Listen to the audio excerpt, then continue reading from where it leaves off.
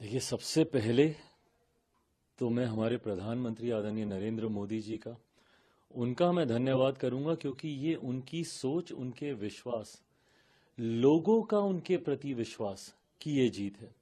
ये वो मोदी की गारंटी है जिस पे दिल्ली की जनता ने एक लंबे समय के बाद पुनः विश्वास करने का कार्य किया।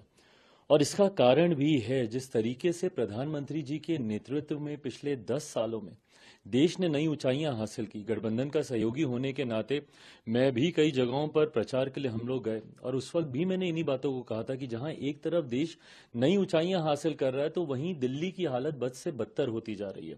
ऐसे में मुझे लगता है लोगों के लिए वो चयन करना कठिन नहीं था।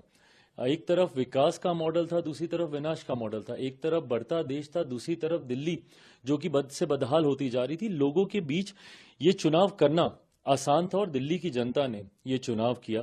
एक बड़ी आबादी दिल्ली में बिहार, यूपी से आने वाले लोगों की है। हम लोगों ने अपने अपने राज्यों में देखा है कि किस तरीके से डबल इंजन की सरकार का लाभ मिलता है।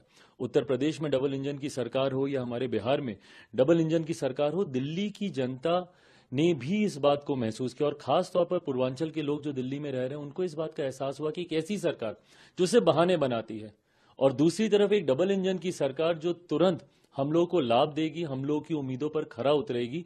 इस सोच के साथ उन्होंने प्रधानमंत्री जी की सोच वाली सरकार को दिल्ली में चुनने का काम किया।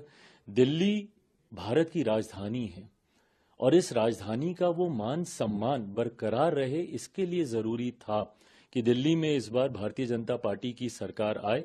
मैं दिल्ली की जनता का खास तौर पर धन्यवाद दूंगा कि उन्होंने एक सही सोच वाली सरकार को चुनने का काम किया। और आने वाले समय में ये विश्वास मैं दिलाता हूं कि दिल्ली एक आदर्श राजधानी के तौर पर, एक मॉडल के तौर पर उभर कर आएगी। इस सोच के साथ अब हमारी सरकार यहां पर कार्य करेगी। लेकिन आपने देखा